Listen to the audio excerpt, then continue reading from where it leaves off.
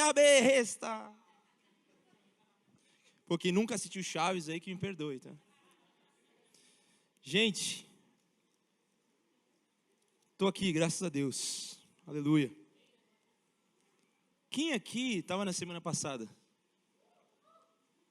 Quem foi edificado aí pela mensagem do Jeff? Pastor Jeff, cadê? Olha ele aí, cadê? Foi muito especial. Eu não estava aqui, mas tive o privilégio de acompanhar à distância. Mas eu creio que Deus tem falado conosco ao longo dessa série de mensagens chamada Ghost, né? Se você consegue ter essa pronúncia com um T mudo aí do seu lado, Ghost. Fala para a pessoa do seu lado assim, Ghost. Então, e Ghost na verdade é fantasma em inglês, não tem nada de especial nisso, mas o lance é que nós temos falado que aqueles que estão em Cristo não têm medo de assombração do passado. Amém? Então, se você está com alguém do seu lado, fala assim, nós não temos medo de fantasma do passado. Sabe aquelas coisas que ficam meio que assombrando a gente, como se a gente estivesse meio que fazendo o que nós não queríamos fazer?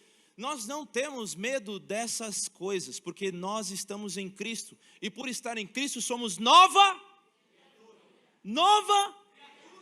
Aleluia! Quem está em Cristo? Vocês estão dormindo. Quem está em Cristo, gente? Amém. Abra a sua Bíblia em Mateus 15. Quer dizer, Mateus 14, perdão. Mateus 14.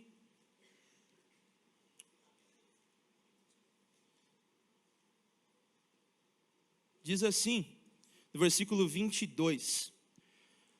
Logo em seguida, se você não sabe aqui, logo em seguida do quê? Logo em seguida dele multiplicar os pães, para aquela multidão de pessoas que estavam seguindo ele, Jesus insistiu com os discípulos para que entrassem no barco e fossem adiante dele para outro lado, enquanto ele se despedia da multidão. Jesus era um cara que gostava da multidão também, tá? Não era só o cara que estava ali com os discípulos, ele queria se despedir da multidão. Quem aqui é sempre o último a se despedir das coisas? Tem alguém aqui que fica por último? Eu, né? Tem alguém aqui que fecha as portas dos rolês, que fica por último, é abandonado, né? Enfim, fica sem carona depois. É esse. Versículo 23. Tendo despedido a multidão, ele subiu sozinho ao monte para orar. Repete comigo, para? Amém. Ao anoitecer, ele estava ali sozinho, mas o barco dos discípulos já estava a considerável distância da terra, fustigado pelas ondas, porque o vento soprava contra ele. Alta madrugada, vigília, Jesus dirigiu-se a eles andando sobre o mar. Quando o viram andando sobre o mar, ficaram aterrorizados e disseram... não, esse é o grito deles? O texto é escrito que eles ficaram aterrorizados.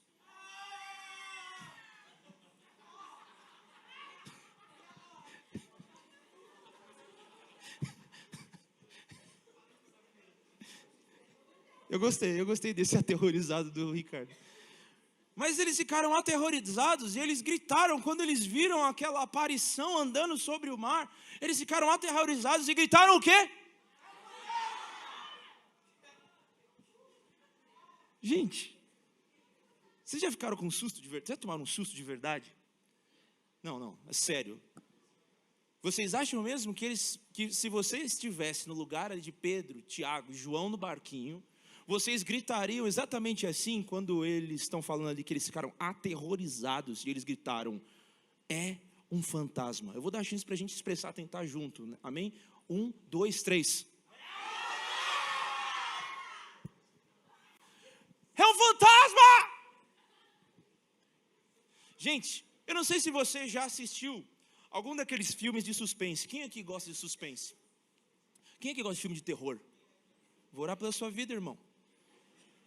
Por que você gosta de filme de terror? Não faz sentido nenhum, né? O cara gosta de assistir um filme que ele vai tomar susto. Ele gosta de assistir e ser pego, sabe? Assim, sabe? Não faz sentido, mas tudo bem, né? Mas eu oro por você depois. Mas aqueles filmes de suspense, onde aquela cena clássica, tá tudo apagado, a pessoa entra numa casa ou numa sala e tá tudo apagado, e a pessoa desconfia algo estranho, né? Um barulho talvez estranho e tal, e então ela resolve checar. Tem alguém aí? Como se o ladrão fosse falar assim, estou aqui. Como se o assassino fosse falar assim, estou aqui no fundo. Como se o monstro, sei lá o que fosse, tivesse que avisar ela, olha, deixa eu avisar você aqui, que eu estou aqui, tá? Mas dá aquela sensação de medo, né? Porque está ali, é descontrole, né? A pessoa está entrando, não sabe o que tem ali naquele lugar. Então, essa cena não faz sentido nenhum, mas ela é curiosa, porque a gente vê com uma certa frequência, né? Essa pergunta, né? Tem alguém aí? Tem alguém aí? Quem nunca fez isso no escuro, no sozinho? Eu já fiz, né? E eu vou contar uma história muito curiosa que aconteceu uma vez na minha casa. Uma vez eu fui sair para fazer uma ministração. A gente morava aqui no Horto. E aí eu fui fazer uma ministração, eu saí, era meio da tarde assim. E aí eu normalmente saía por uma porta que tinha na cozinha. E nesse dia, não sei porquê, cargas d'água, eu resolvi sair pela porta da sala. E eu não tranquei a porta, eu deixei a porta tipo só encostada assim, né? Beleza. E aí, eu fui para o interior, eu não lembro onde se era, no interior de São Paulo, eu lembro que eu voltei, já era meio de madrugada, né? E aí eu cheguei em casa, estava tudo apagado, e essa porta da sala estava semi-aberta assim. E aí eu já fiquei assim, pô, só está a Gabi em casa. Ou o ladrão matou ela, né?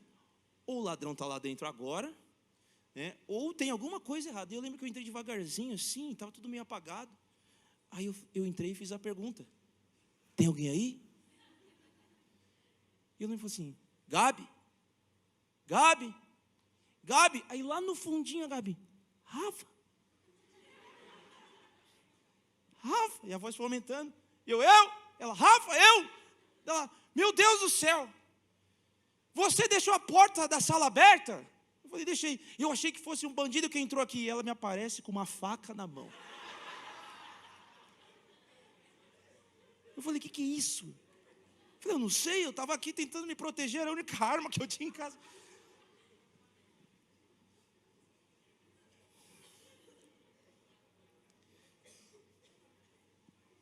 Gente, quando nós perdemos o controle da situação, quando a gente está meio fora do governo, das circunstâncias ao nosso redor, aquela sensação de que alguma coisa vai acontecer, aquilo que parece ser do mal, né? Eu lembro que tinha um filme que o pessoal falava, Aparição do Mal, meu Deus, ou o nome do filme, né? Mas aquela sensação de que vai aparecer alguma coisa, vai nos dar um susto, ou vai aparecer alguém que vai nos fazer um mal.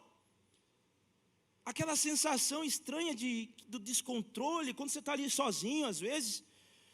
E de fato, tem alguns medos que surgem exatamente nesses momentos onde nós não estamos no nosso controle, nós não estamos controlando as coisas, nós não estamos controlando os eventos ao nosso redor, nós não sabemos o que pode acontecer daqui um dia, uma semana, um mês, um ano, 10 anos, nós não sabemos o que pode acontecer na nossa vida, no nosso casamento, na nossa história, na nosso trabalho, enfim, nós não sabemos. Então a gente fica meio na defensiva, a gente fica meio na proteção, tentando se blindar, porque o medo de alguma forma nos protege também. Porque o medo sim é um sinal que aponta para uma proteção. Mas existem momentos em que algumas aparições surgem na nossa vida e aparentemente no começo nós temos medo, mas de alguma forma elas dão alívio para nós. Eu lembro que quando eu apareci e a Gabi reconheceu que era eu, aquela sensação de alívio. Ufa, não é um ladrão, é o Rafa. Ufa, não é alguém querendo fazer mal. Mas no começo, aquele medo, quem é? O que está acontecendo? Como que você deixou a porta aberta? Eu fiquei com medo que alguém aparecesse, mas ainda bem que você apareceu. Ainda bem que essa aparição, ela me trouxe alívio. E deixa eu dizer uma coisa para você.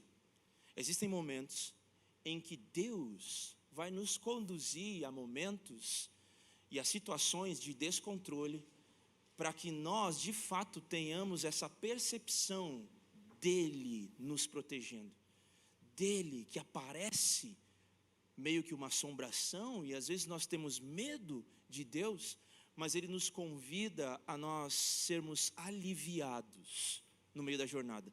Deus, ele aparece para nos salvar no meio dos nossos piores medos. Vira para quem está do teu lado e fala assim: no meio do seu medo, existe uma aparição que te salva. Jesus. O que acontece aqui nessa história, se a gente começar a olhar, nós percebemos aqui,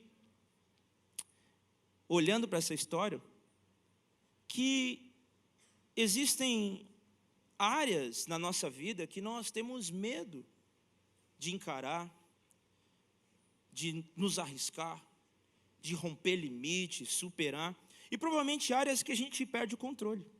Provavelmente áreas que nós olhamos para a nossa história e a gente não tem domínio sobre ela, porque elas são cíclicas, elas vêm e vão, elas não somem de uma vez por todas, elas vêm, nos causam pressão, a gente resiste, elas somem, depois aparecem de novo. É como eu falei, elas são meio que fantasmas na nossa história. E então, onde a gente vive naquela sensação de que a qualquer momento essa assombração pode surgir nessas áreas e trazer culpa, trazer de alguma forma peso, trazer condenação sobre nós. Então a gente busca se proteger através de recursos provisórios, mas que não resolvem a nossa angústia no medo. A gente anestesia as nossas emoções e a nossa fé. Quando a gente sente medo, muitas vezes nós não tratamos aquilo que causa o medo e que nos paralisa. A gente simplesmente anestesia e a gente tenta seguir, virar a página. E a gente vai meio que driblando essas situações. A gente vai meio que tentando virar a página sem encerrar os capítulos. A gente vai tentando virar, tocar a nossa vida pelo nosso próprio esforço. E a gente se esquece de encarar algumas coisas da nossa própria história que precisam ser encerradas, que precisam ser finalizadas, que precisam ser perdoadas, que precisam liberar perdão, que precisam de cura, que precisam de salvação, que precisam de santidade, que precisam de alguma forma de mudança, de transformação. E nós vamos emendando a nossa história, ao invés de encerrar os capítulos. E então a nossa história fica uma colcha de retalhos, que não tem começo e nem fim. A gente fica uma mistureba de emendas. Olha para a pessoa lá, vê se ela tem aparência remendada. Alguns estão mais gastos, né? Está tudo bem. Mas Deus não quer você com uma história remendada. Fala aí para quem está. Deus não te quer remendado. Deus quer te fazer novo, de novo. Mas fala com alegria. Deus quer te fazer novo, de novo. Então para de remendar a sua história. Amém? Quem está vivo aí? Jesus quer nos levar a um lugar onde nós somos expostos aos nossos medos que nos paralisam. E sim, Ele é essa aparição no meio do caos que nos salva. Jesus aparece para nos salvar de nós mesmos, da nossa própria cabeça dura. Jesus aparece no meio da nossa tempestade para nos ensinar a dar passos de fé e depender do nosso Salvador. Jesus quer nos ensinar a render tudo àquele que é dono de tudo.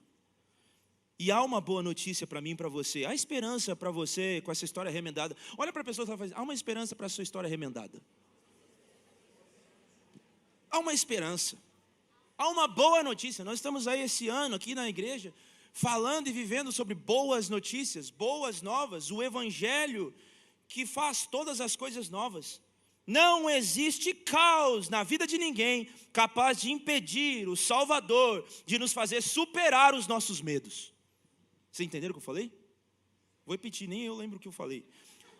Não existe caos na vida de ninguém capaz de impedir o Salvador de fazer superar todos os nossos medos. Agora repete para a pessoa do seu lado tudo o que eu falei. Tô brincando. A pergunta é: quantos querem encarar e superar os seus medos olhando para Jesus?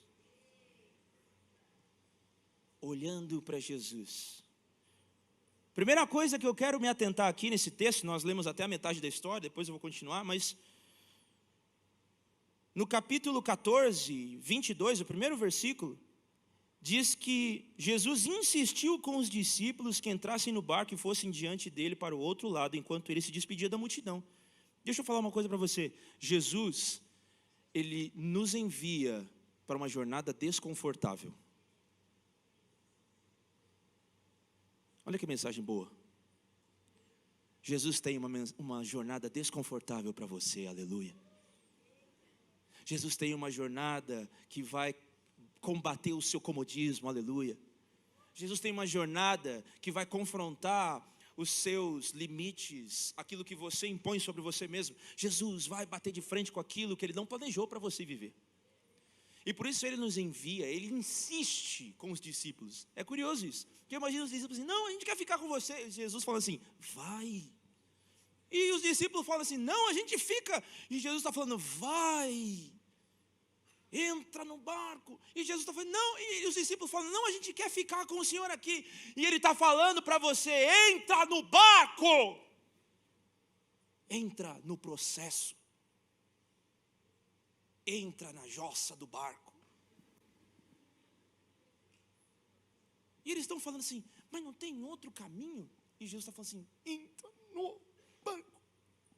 Ele insistiu com os discípulos. A palavra insistir aqui é persistência. Ele ficou falando, tentando convencer os discípulos. Jesus envia os discípulos em um barco sabendo como seria a jornada. Jesus não envia a gente para viver uma história. Quando ele nos encontra e ele nos envia para essa jornada, tipo assim: pô, agora a gente vai viver com Jesus. A sensação que eu tenho, não sei você, mas quando eu não era da igreja, como a gente viu na semana passada, eu era só um membro qualquer. Quando a gente era da igreja, a sensação que dá é que depois que a gente veio para a igreja, os nossos problemas aumentaram.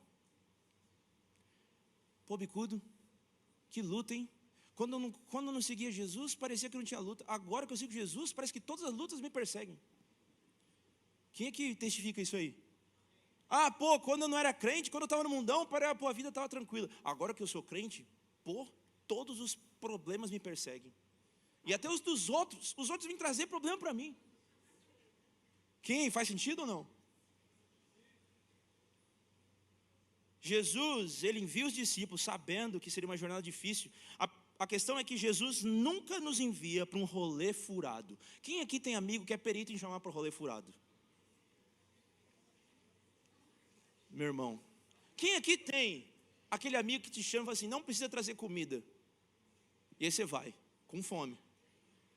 E chega lá, tem 500 gramas de A100 para um churrasco. Deus está vendo, mano. E aí, esse amigo sempre está presente no meio dos melhores rolês, né?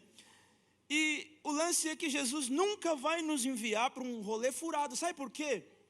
Jesus, ele está planejando, ou ele tem um plano que comporta os dias bons e os dias maus que nós vivemos, e tudo isso está cooperando para que nós vivamos glória. Jesus nos envia sabendo que nós vamos ter dias muito ruins. Jesus nos chama para uma vida e ele não nos exclui do sofrimento.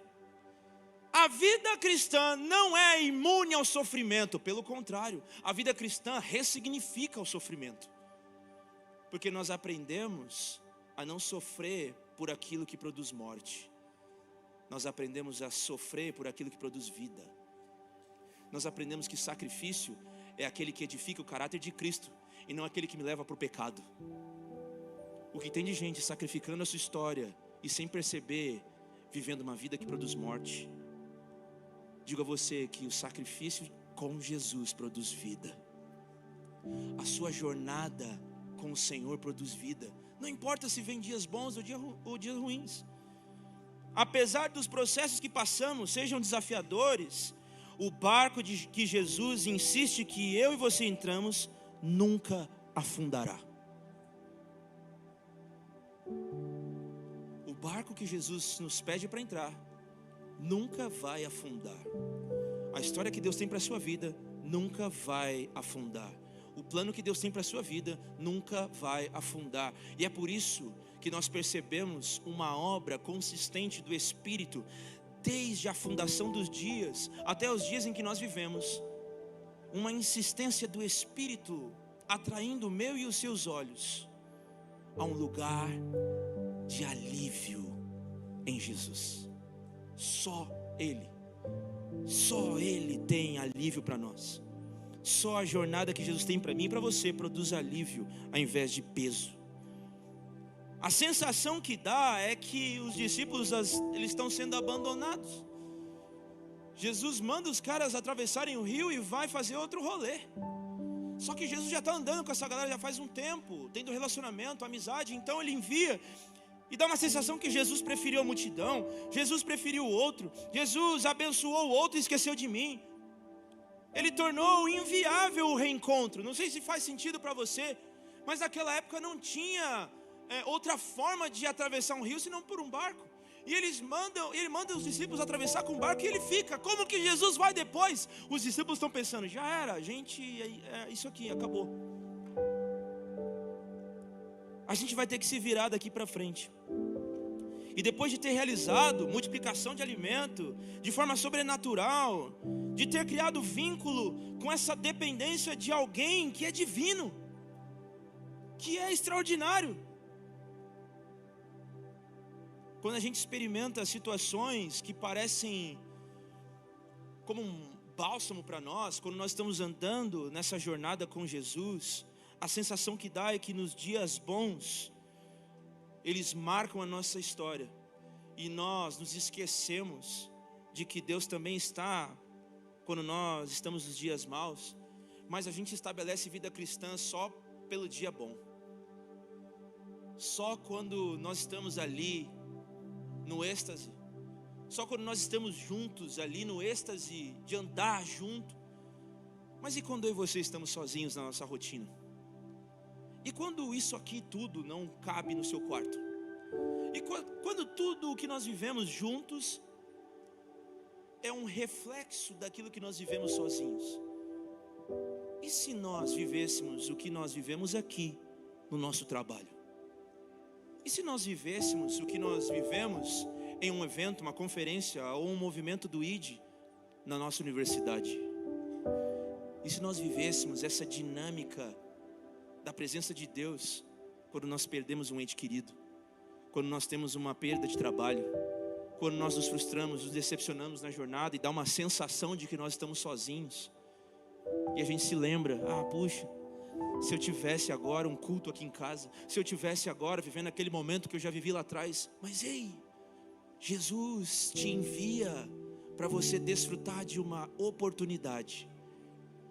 Jesus quer te surpreender na sua história.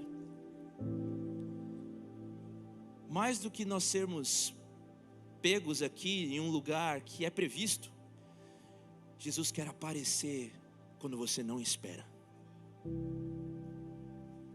Jesus quer ser aquela aparição que você já perdeu o controle, você já não tem mais recurso para solucionar os seus problemas, você já não tem mais o que fazer, então você só tem uma expectativa: Jesus, se o Senhor não aparecer, não vai dar certo. Se o Senhor não se manifestar, não vai dar certo. É quando nós aprendemos a depender de verdade. Jesus nunca nos envia sem um plano. Jesus tem um plano para mim e para você. Tudo o que Deus faz na nossa história é para revelar o seu plano de salvação. Para isso muitas vezes é preciso perder o controle de achar que podemos salvar a nós mesmos. Jesus, Ele é perito em puxar o tapete quando nós achamos que damos conta sem Ele. E então Ele te lembra do porquê e do para que você foi criado. Você não nasceu para ficar sozinho. Olha para quem está do teu lado e fala assim: eu não nasci para ficar sem você.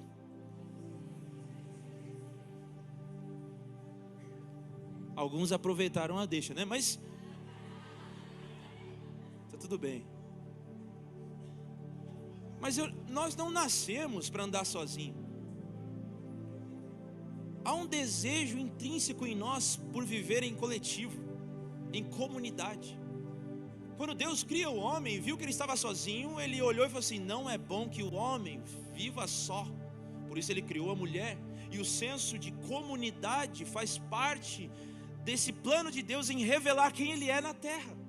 É impossível você viver todo o plano de Deus sozinho, porque o plano de Deus se manifesta no corpo, no coletivo, na família.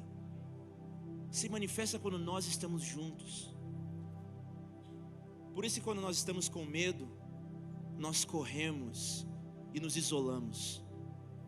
Por isso que quando nós estamos suscetíveis a esse lugar de carnalidade, a gente corre para o lugar onde Deus do lugar onde Deus nos planejou para estarmos, que é o corpo, que é a família. Então Jesus tem um plano para nós. E a primeira coisa é que Jesus, sim, Ele nos envia para uma jornada desconfortável. E no versículo 23 e 24 ele diz: tendo despedida da multidão, subiu sozinho em um monte para orar. Ao anoitecer ele estava ali sozinho, mas o barco já estava a considerável distância da terra, fustigado pelas ondas, porque o vento soprava sentido contrário. Parece que estamos passando por um momento em que nós estamos vivendo tudo sozinho, mas deixa eu te lembrar, existe um Deus que está intercedendo por nós. Os discípulos entraram no meio de uma tempestade, sozinhos, talvez se sentindo abandonados num processo, numa história, numa jornada, dizendo: talvez Deus nos abandonou, Deus deixou a gente, Jesus, o Messias, Ele deixou a gente, acabou, daqui para frente é só nós. Mas o texto diz que enquanto os discípulos estavam a uma certa distância, Jesus estava orando no monte. E é curioso porque os evangelhos vão registrar as orações de Jesus, e com uma certa frequência Jesus orava pelos seus discípulos. Jesus orou até mesmo por mim e por você. Jesus intercede por nós. Romanos 8 vai dizer que a verdade do evangelho é que Cristo veio, morreu, ressuscitou, subiu, assentou-se à direita do Pai e hoje intercede por nós. Jesus sabe como eu e você nos sentimos, porque Jesus veio e viveu aqui como homem. Jesus sabe o que você passa quando você está sozinho. Jesus sabe o que você passa com as suas emoções, com os seus pensamentos, com suas crises, porque Jesus passou por essa terra como um homem, feito eu e você. A questão é que esse homem agora está sentado à direita do Pai, e Ele está intercedendo por nós. Eu imagino isso de uma forma alegórica, que eu imagino isso. Eu imagino Deus Pai conversando com o Filho e Ele dizendo: está vendo aquele ali? Eu sei o que ele está passando. Está vendo aquele ali?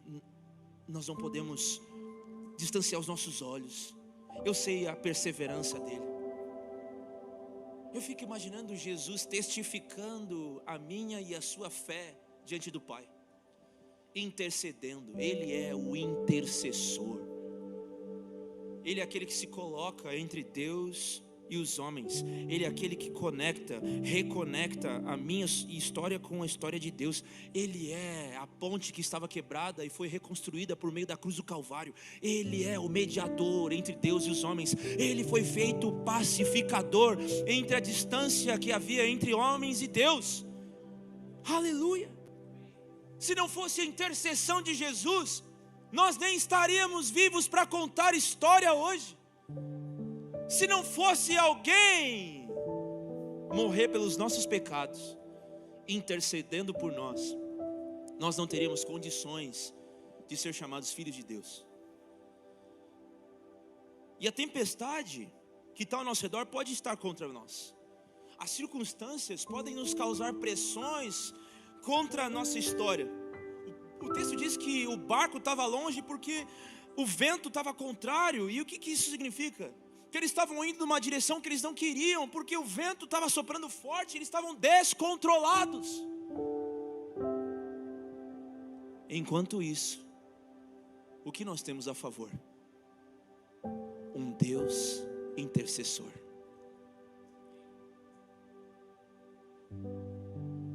Veja, Jesus,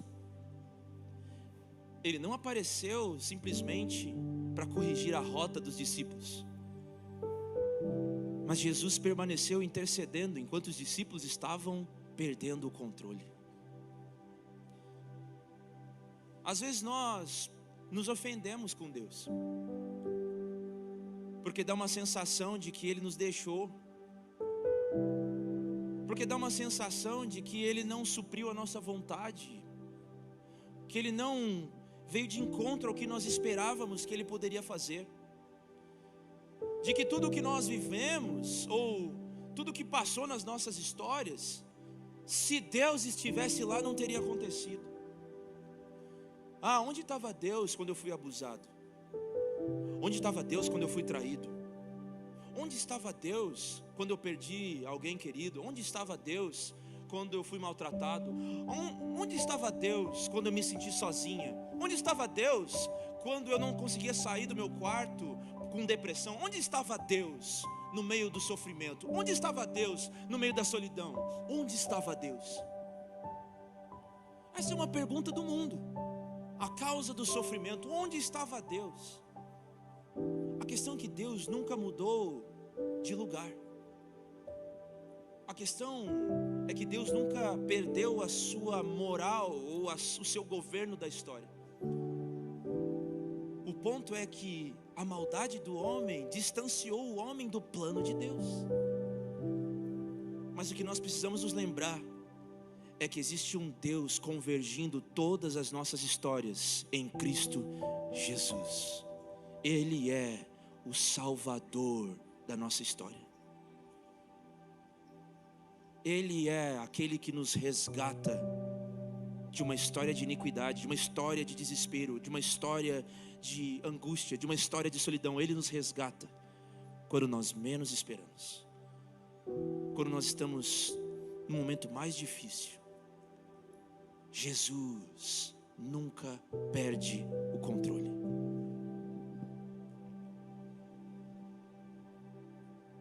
Jesus não está assistindo a sua história de uma forma sádica, como os deuses gregos, romanos, flertando em invadir a história dos homens. Não. Deus não está sorrindo com o seu sofrimento. Deus não está sorrindo com a sua solidão. Deus não está assistindo você no meio da tempestade.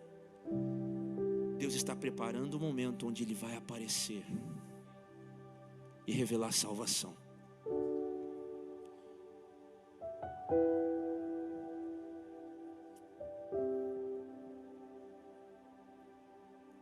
Por mais que seja desafiador, confie, dependa, persevere.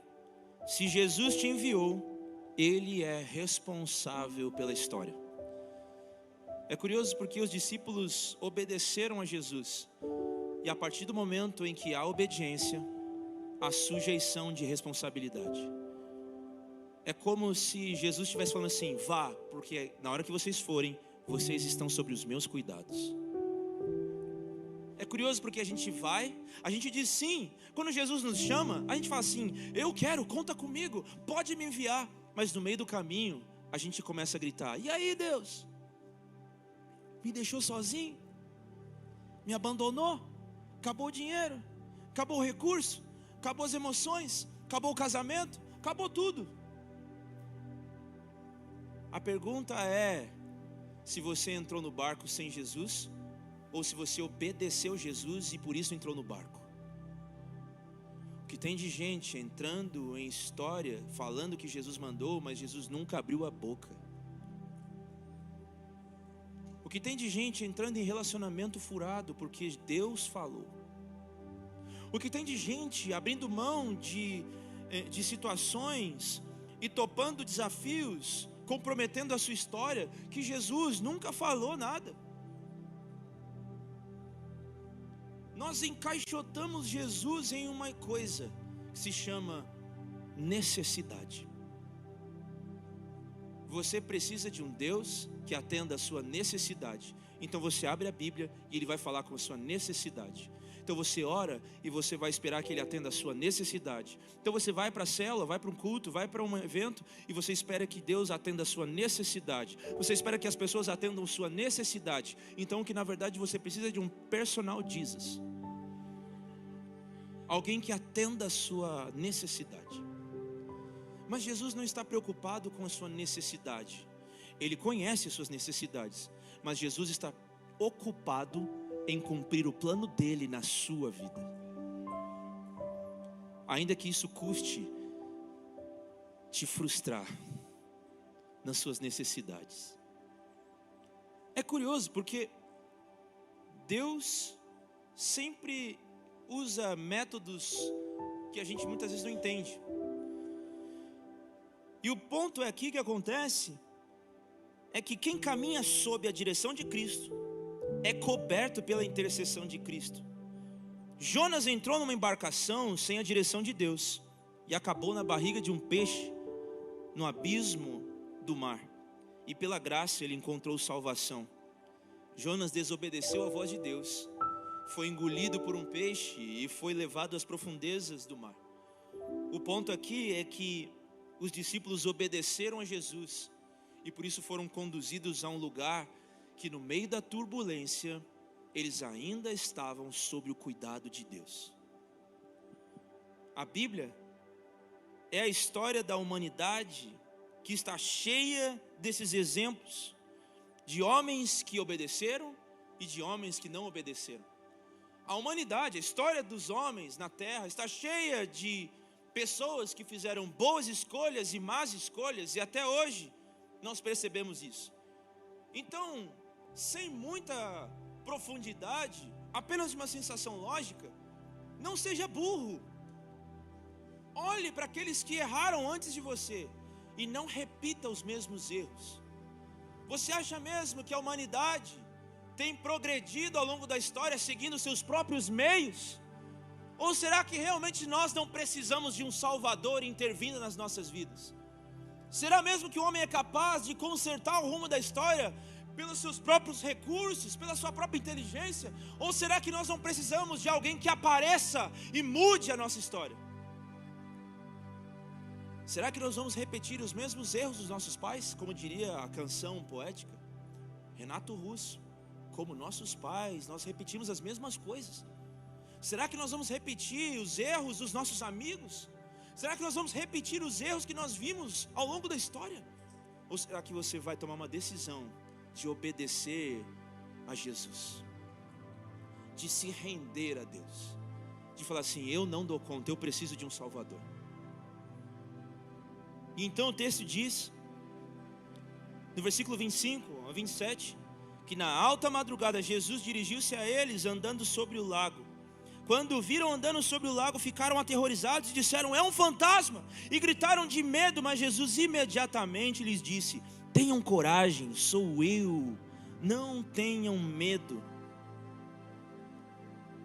Estamos tão tomados às vezes por medo do nosso futuro, medo das coisas ao nosso redor, medo de nos relacionarmos, medo de nos rendermos, medo de entregarmos nossa vida para Deus. A gente está tão tomado de medo que a gente desaprende a discernir a voz de Deus.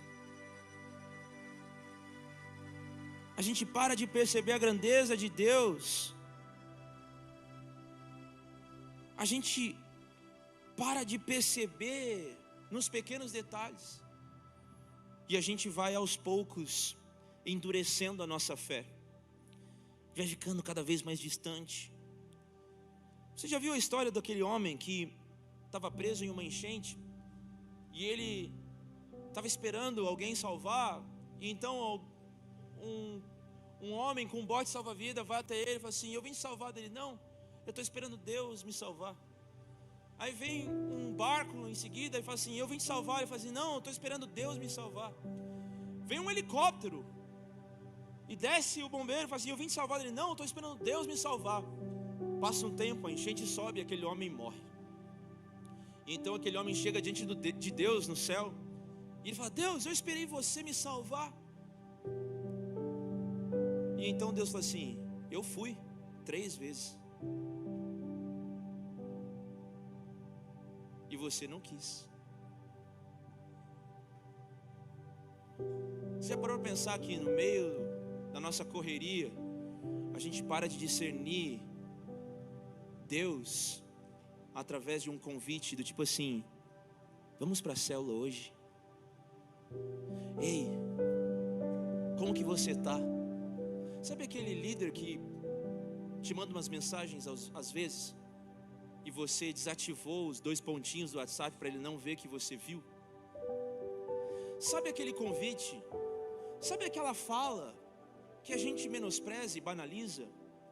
Que é alguém gastando a sua vida por amor à sua vida? Sabe quando a gente menospreza a voz de Deus em ambientes como esse? Entrando, ouvindo às vezes mais do que 1 hora de mensagem, e a gente sai daqui e nada muda. Sabe o que você está falando? Que Jesus não funciona para mim. E que o tempo que nós gastamos aqui, você jogou no lixo. Como se fosse, realmente, eu não tenho mais nada para fazer na minha vida. A gente não tem família, a gente não tem filho, a gente não gastou a nossa vida não para isso aqui. A gente não está gastando a nossa vida não para que outras pessoas que nós nem conhecemos conheçam Jesus. A gente não está fazendo isso aqui não porque a gente tem mais o que fazer. Não, gente. Eu queria poder trazer um discurso diferente, mas existem pessoas aqui gastando a vida para que você tenha um encontro com Jesus. O ponto é se você recebe. Se você vai para sua casa e vive. Porque você pode entrar e sair e nada mudar se você não obedecer.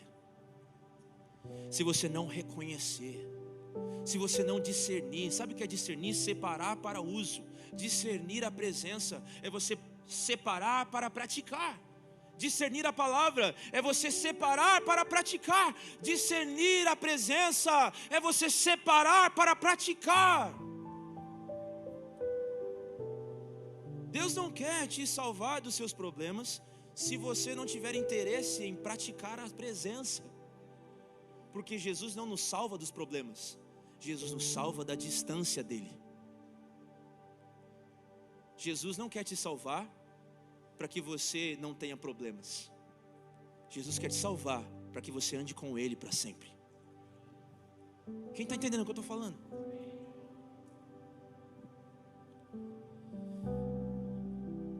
Você já discerniu a presença de Deus te salvando por meio da célula, por meio dos seus amigos, por meio dos seus líderes, por meio das pessoas que te aconselham, pastores, culto, pelo momento de louvor, pela palavra, pelas circunstâncias do dia a dia?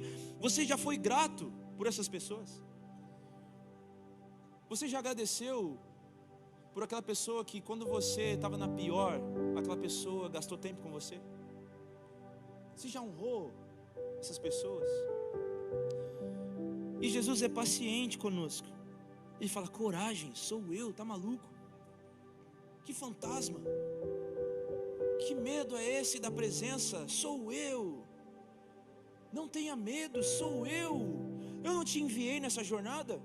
Quem que você acha que apareceria no meio da jornada? Sou eu. Eu não te chamei para essa história. Quem você acha que sustenta ela? Sou eu.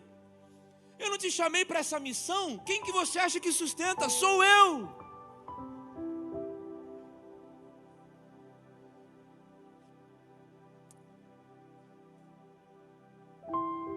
No versículo seguinte, Pedro diz: Senhor, se és tu mesmo, me manda ir ao teu encontro sobre as águas. Então ele responde: venha. E Pedro saiu do barco, andou sobre as águas e foi na direção de Jesus. Mas quando reparou no vento, ficou com medo e começou a afundar e gritou: Senhor, salva-me. Quando nós olhamos para essa história, a gente aprende algumas coisas. De que a gente precisa aprender a perguntar: Jesus, é você mesmo? Jesus, é você mesmo no meio da minha história? Jesus, é você mesmo? Eu fico pensando naqueles caminhantes de Emaús que, ao perceberem que Jesus tinha morrido, eles frustrados voltam para sua cidade e eles estão comentando entre eles sobre o que aconteceu. Como pode? Ele falou que era o Messias, ele morreu. Ele falou que era o prometido, ele morreu. Então a palavra diz que no meio do caminho Jesus aparece e eles não reconhecem Jesus. Tamanho era o desespero que eles estavam vivendo. E Jesus começa a perguntar: o que aconteceu? E eles não reconhecem e começam a falar assim: onde você estava? Você não estava em Jerusalém não? Você não está sabendo o que aconteceu não? Um homem que veio falando que era o Messias, ele morreu. A nossa fé se frustrou. Não tem mais o que acreditar. Então Jesus vira para ele e fala assim: ah, como vocês são lentos. Como custa vocês aprenderem. Não estava escrito isso na Bíblia não? Vocês não leem a Bíblia? Vocês não sabem interpretar e discernir o que está escrito? Vocês não sabem olhar e fazer uma leitura das estações? Vocês não está escrito que Jesus haveria de morrer, ressuscitar? Não está escrito isso? Então Jesus começa a consolar, falando aonde ele estava em toda a Bíblia. E eu fico imaginando Jesus com paciência com aqueles discípulos frustrados, com medo, desesperados. Está vendo aqui, lá no deserto, quando o povo estava saindo do Egito, está vendo essa nuvem? Sou eu. Está vendo o fogo que desce para esquentar no frio da noite? Que desce do céu? Sou eu. Está vendo o pão que descia para alimentar o povo no deserto? Sou eu, sou eu, sou eu, sou eu. Calma, sou eu. Sabe como Jesus traz alívio para nós? Quando Ele diz: sou eu. Sou eu. E é curioso porque isso é suficiente para Pedro falar: se é você mesmo, então me fala para eu sair do barco, ir na sua direção. E Jesus fala: venha.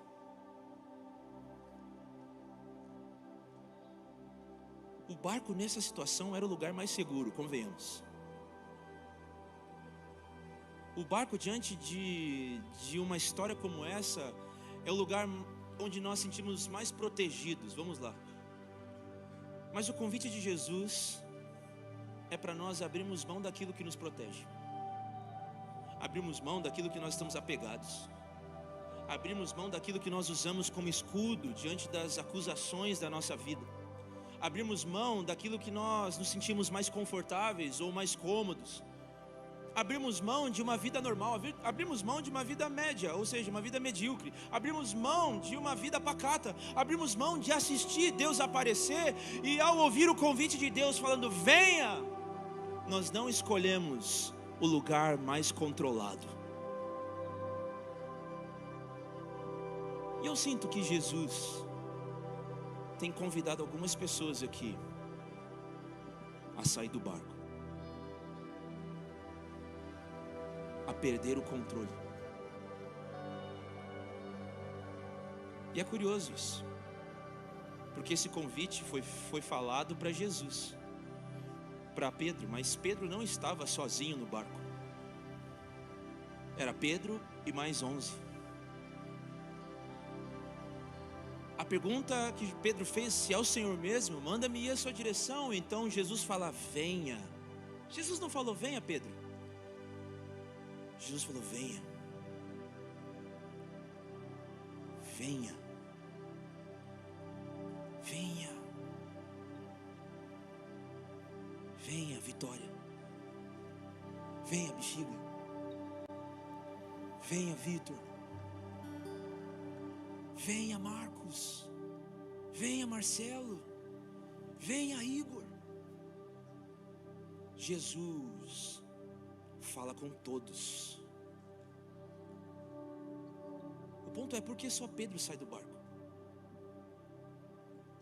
Por Porque só Pedro experimentou algo que nenhum outro crente na história registrada experimentou.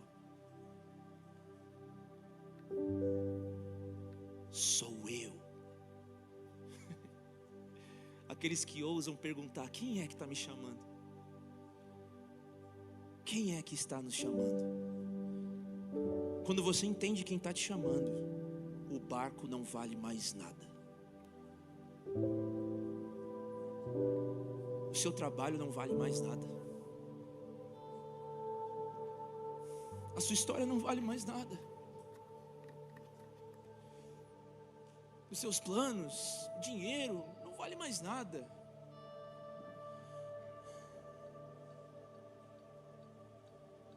Quando Jesus está nos chamando, não existe nada que vale mais do que nós dizermos sim.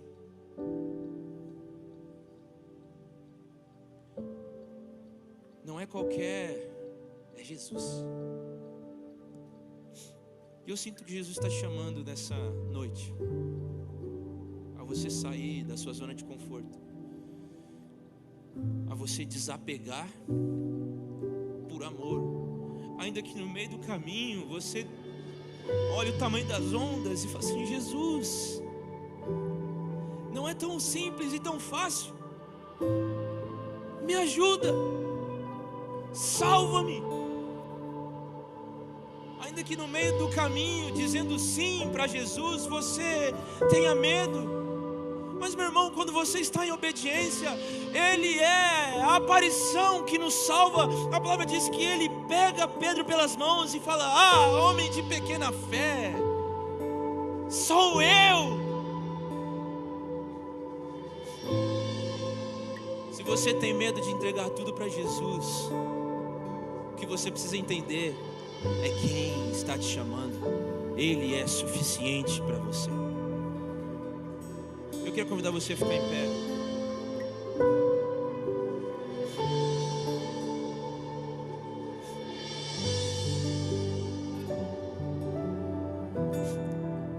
Eu queria separar um momento onde você possa ser vulnerável, tá? Queria que nós separássemos esse lugar aqui na frente. E simbolicamente, entenda, simbolicamente, isso vai representar para você sair do seu lugar, vir até aqui na frente, como se você estivesse saindo do seu barco. O que é o barco? É aquilo que você sabe que você usa para se esconder de Deus. É aquilo que você sabe que você usa para se justificar de não entregar tudo para Deus. Talvez seja o seu trabalho, talvez seja um relacionamento, talvez seja os seus planos, o seu perfeccionismo, talvez seja o seu orgulho, talvez seja o seu estilo de vida intocável, eu não sei. Mas eu sinto Jesus falando: venha, saia do lugar que você não foi planejado para estar.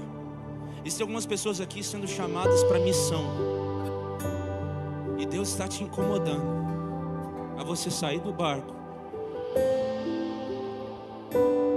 Deus está chamando você para abrir mão da sua história. Quem é que está entendendo o que eu estou falando, gente? É um convite para você olhar para a sua vida e olhar e perceber se você está fora do barco ou dentro do barco. Se você está controlando a sua vida ou se é Jesus quem está governando a sua vida. Se você está aqui assistindo um ambiente da presença de Deus, ou se você está entendendo o que a gente está falando aqui e uma resposta um pouco mais agressiva está produzindo no seu coração um ato de fé, de ir na direção daquele que está te chamando. Nós não estamos brincando de culto, nós não estamos brincando de ser igreja. Nós sabemos o que nós renunciamos para viver com Jesus. A pergunta é se você vai gastar a sua vida naquilo que produz vida ou produz morte. Saia do seu barco, abandone as práticas pecaminosas, abandone o pecado, abandone a pornografia, saia do barco, Abandone a imoralidade, saia do barco. Abandone a carência que produz relacionamentos impróprios, saia do barco. Abandone uma vida de vícios, saia do barco. Abandone uma vida religiosa, saia do barco, porque o barco é a superfície. Vamos lá.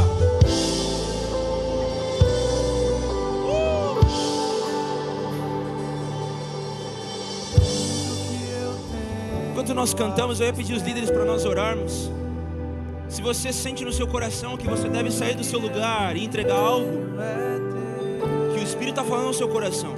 Existem pessoas aqui endurecidas, resistentes, mas saia daqui mais leve. Saia daqui experimentando esse amor que nos constrange e nos salva. Ele nos salva de nós mesmos. Isso aqui não é só um lugar de relacionamento, de amiguinhos. É um lugar onde nós vivemos a presença de Deus. Ah, Jesus. Entregue a sua vida por completo a Ele. Há algo maior, verdadeiro, profundo.